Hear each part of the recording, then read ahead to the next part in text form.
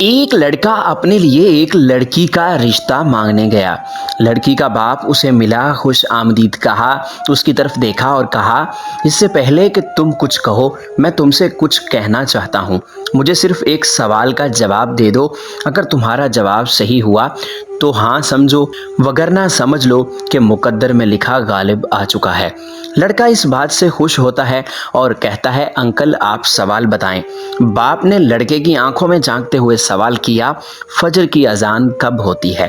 نوجوان حیران پریشان ہو کر 3:30 بجے، 3:55 پر یا 5:45 بجے، یہ جواب تھا۔